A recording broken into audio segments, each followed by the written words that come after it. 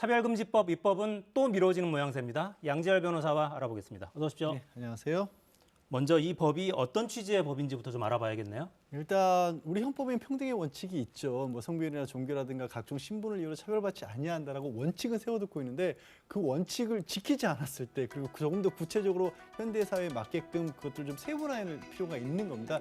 그래서 보시는 것처럼 이제 성별이나 장애, 인종, 뭐 국적 이런 것들로 불리한 취업을 뭐 취업이 됐든지 간에 다른 나라에 있어서도 받지 않도록 하겠다. 그리고 그걸 누군가가 어겨서 차별을 할 경우에 제재도 가하겠다라는 게 이 법으로 만들어야 된다는 이유입니다.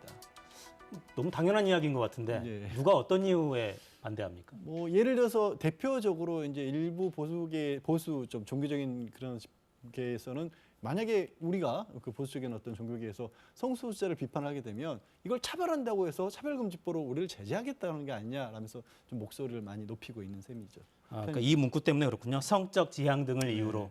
사실 극히 일부거든요. 저 차별금지, 포괄적 차별금지법에서 굉장히 넓은데 범위가 그중에 아주 작은 한 부분인데 또 여기에 또 반대하는 목소리도 그렇게 많지는 않으신데 워낙 강하게 목소리를 내고 계시죠. 그렇군요. 차별금지 법안에도 쟁점이 참 많을 텐데요. 예. 이번 국회에서 논의조차 제대로 안 되고 있죠. 해마다 법안들이 나오고요. 지금도 이제 국회에서 4개 법안 정도가 상정이 됐었습니다. 그중에서 뭐 대표적으로 정의당 장혜영 의원 안 같은 게 법사위에서 논의는 됐었습니다. 이게 논의가 됐다라고 말씀드리기가 좀 어색한 게 장혜영 의원이 얘기한 거 말고 법사위원들이 그 얘기를 받아서 그 안에 대해서 대구에서 토론한 안이 글자 수로 1,700자밖에 안 된다고 합니다. 그러니까 이건 뭐 논의가 있었다라고 보기가 사실은 어려운 상황인 거죠. 네.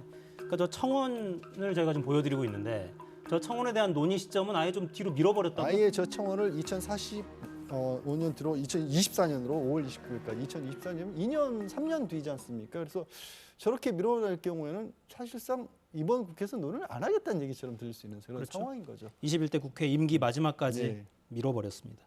대선 주자들도 전반적으로 좀 신중한 기류죠. 네. 이게 미뤄지다 보니까 사실 뭐 저희가 사석건건에서도 6월경에 이 문제를 다뤘습니다만 계속해서 미뤄지다가 대선 전국이 됐지 않습니까? 대선 전국이 되면 아무래도 후보들 입장에서는 논란거리 자체를 좀 피하려 하는 게 아닌가. 그러니까 원래 가지고 있는 입장과 상관없이 어느 쪽에서든지 간에 이게 부정적으로 비춰질 수 있다는 것 때문에 좀 조심스러운 태도를 취하는 것으로 그렇게 보입니다. 네. 표를 벌어도 부족한 판에 잃고 싶지는 않은 거겠죠. 네. 차별금지법 입법에 적극적인 정의당은 연일 목소리를 높이고 있습니다. 들어보겠습니다. 14년 동안 민주주의 기본법도 정하지 못하는 나라도 과연 민주국가인지 이 질문에 답하는 대선이 돼야 합니다. 이재명 후보는 차별금지법 긴급하지 않다고 했습니다. 윤석열 후보는 차별금지법 제정 안 하겠다고 했습니다.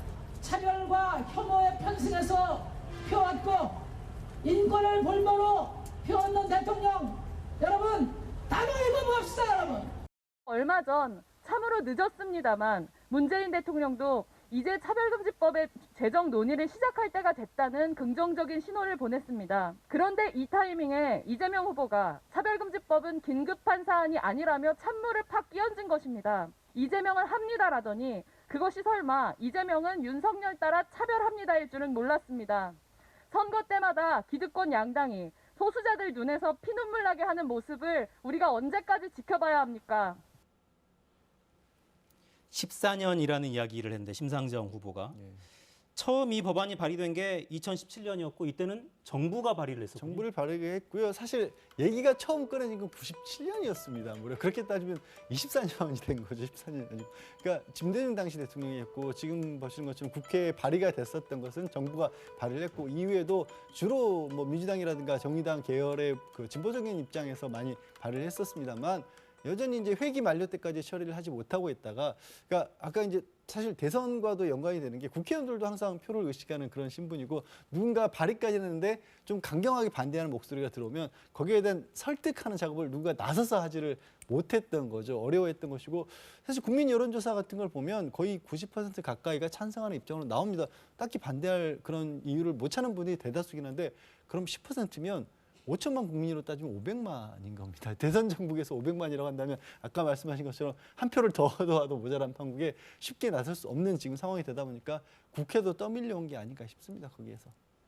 앞으로도 쉽지는 않겠다는 생각이 드네요. 그러니까 이게 쉽지 않지만 이렇게 좀 첨예한 어떤 사안에 있어서는 100% 동의하는 일은 있을 수가 없지 않습니까? 무슨 사회적 문제가 100% 동의를 하겠습니까? 그래서 이런 부분은 정치권에서 지금이야 그렇다고 치더라도 그렇게 민감한 시점이 좀 덜할 때 누군가는 좀 적극적으로 나서서 비판받을 각오도 좀 하시고 이 문제에 있어서 우리 사회의 어떤 갈등의 중재자로서의 역할이 정치의 역할, 본연의 역할인데 그걸 맡아서 해주셔야죠. 그걸 맡아서 해주질 않고 눈치 보면 슬슬 빼게 되면 국민들로서는 정치권이 하는 일 뭐가 있어요 이런 생각을 또 반사적으로 돌아올 수밖에 없거든요. 거기서 만약에 어떤 그 갈등 해결사로의 모습을 보여주시는 정치인이 계신다라면 정치적으로 그분들이 훨씬 더 앞으로는 크게 주목받지 않을까요?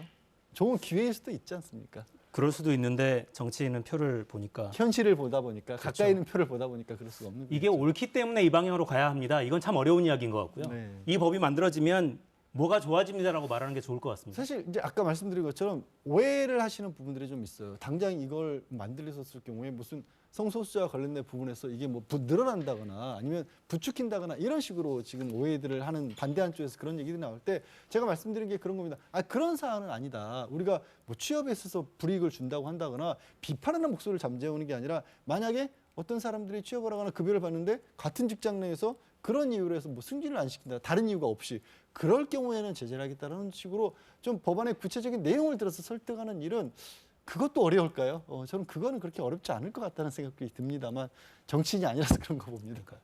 왜 얼마 전에 그 변희수 아사 안타깝게 목숨을 끊었잖아요. 그런 것도 혹시 막을 수 있을까요? 그거를 이 차별금지법 자체만으로 막는 게 아니라 이게 포괄적 법이거든요. 이런 법안이 있었을 경우에는 당시 변희수 하사를 그러면 하사로서 계속 군복무를 할 수 있을지 없을지를 판단하는 기준이 안 써 있었던 겁니다. 그러니까 이 포괄적 차별금지법을 만들어 놓고 그다음에 여기에 어긋나는 것들이 있었을 경우에 비교했을 때 법안의 취지가 이렇구나. 그렇다면 우리 법도 현재 있는 어떤 취업이나 관련된 법도 여기에 연동시켜서 봤었을 때 어떤 식으로 판단하는 게 맞겠다라는 기준을 세우자는 거예요. 지금은 기준이 없다 보니까 이제 국제인권위원회 같은 경우에도 우리나라의 수차례 지금 민주주의 사회에서 포괄적 금지법 자체가 아예 없게 되면 사회에서 평등이라든가 차별이라든가 어떨 때 이거를 막연하게 그냥 좋은 게 아니라 이거는 차별에 해당하는 겁니다라고 어떤 기준을 가지고 판단하겠느냐. 그 기준을 왜 대한민국은 세우지 않고 있느냐라는 거거든요.